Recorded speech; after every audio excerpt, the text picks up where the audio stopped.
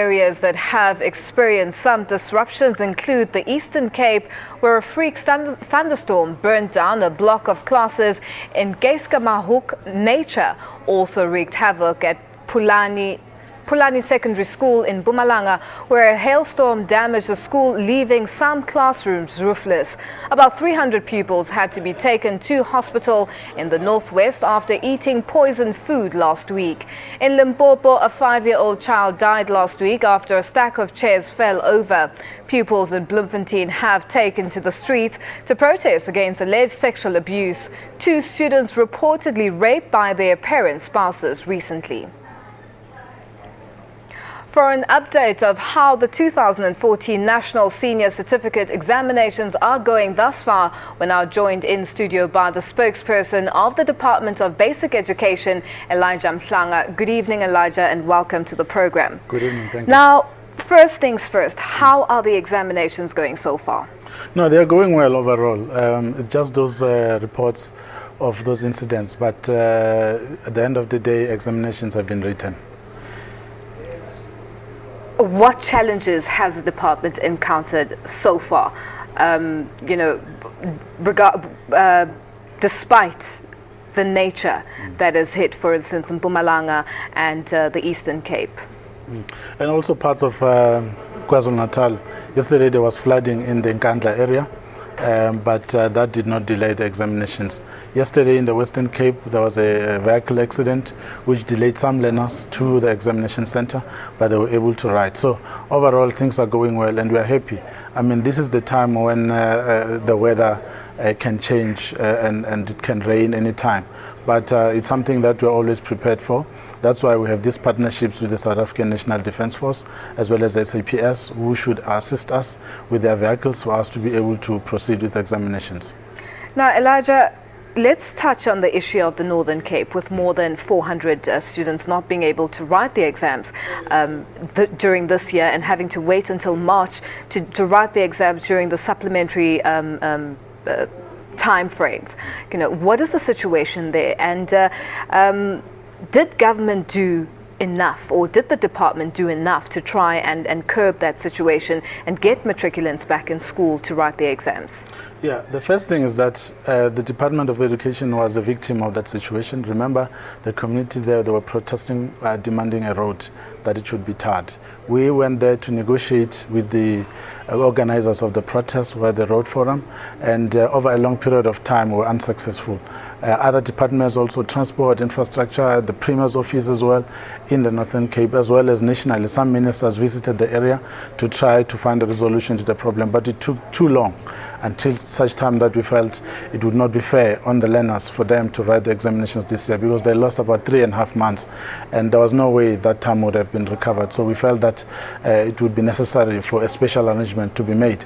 That's why a decision was taken to only allow them to write in 2015, when others would be writing their supplementary examinations, because we felt we needed to give them almost the same amount of time to prepare for the examination. So that's what they are doing now. It's 496 of these candidates that are there. So there it was a decision that was taken based on the situation on the ground.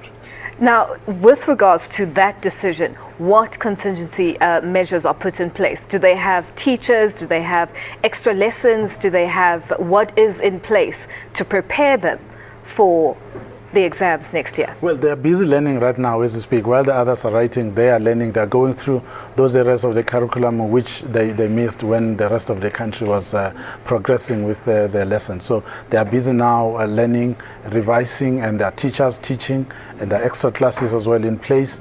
And the Northern Cape Education Department understands the urgency of the situation. But at the end of the day, we place the interests of the learners first, in fact, above everything else. That's why we have arrived at this agreement and this particular solution. And we think it will help them, because in the time that we had, it would have been impossible for them to write the examinations.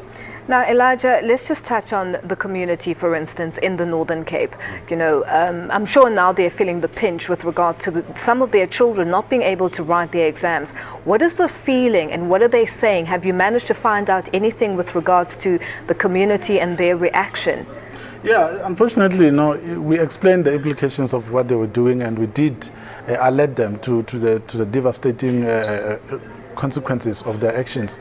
But at the time, they were adamant that until that road was tarred, no schooling was going to take place, and we tried our best to restore education services in the area, but it was difficult. They insisted that their demand should be met first before anything could happen. But now that the dust has settled and the road is being tarred, now they are beginning to see the reality of the situation as it is unfolding, where their learners are not writing the examinations, and some of these learners are losing opportunities because those that would have done well to attract bursaries and be able to enter institutions of higher learning will not be able to do that next year, because when they write the examinations, that's exactly the time when they should be going to universities to try and gain entry. Now, Elijah, the Western Cape, for instance, there's an issue about reports of police deployment in the Western Cape. What are the concerns there exactly? Well, it's the whole issue of violence. There's been lots of gang violence, especially around schools. So we had to also make an arrangement there as well to ask the SAPS, who are our partners, by the way, to assist us to ensure that there's calm and harmony, particularly in the areas around schools, so that examinations can continue. And it's not just about matric examinations, it's about examinations from grade 1 to grade 12, because the rest of the grades will be starting their examinations in a month's time. So we need to make sure that as well they are safe and nothing happens to them to disrupt the examinations, because once you lose that opportunity, it's difficult to get it again. Now, Elijah, let's just go back to the Northern Cape, something that which is very key. Last year, I think students were put in camps. You know, why was that not done this year? Because the time that they lost then was not the same as the time that has been lost now. So at that time, we felt that the catch-up plan that we had prepared for them back then, it was 2012 in fact, was sufficient for them to be able to catch up. But this time around, it would have been impossible. It doesn't matter, even if you were going to teach them 24 hours non-stop, it would not have been possible to recover 3.5 months of lost time for teaching and learning. Now, finally, before we end this, because we are running out of time, the Free State Province last year was a surprise province in terms of their delivery with regards to the excellent results that they delivered. How did the day go in the province? And no, it went well. In fact, it was not a surprise. You know, the Free State Province, they have special arrangements with the University of the Free State, who are putting their learners through a program where they're giving special tuition, special classes on how to prepare themselves to do maths and science classes, and the strategies of how to pass those subjects. So what we saw last year was actually an outcome of that particular intervention. But otherwise, things went well today. The report that we've received, we were not concerned about anything. Elijah, thank you so much for joining us. Thank you. That was Elijha Mhlanga, spokesperson of the Department of Basic Education.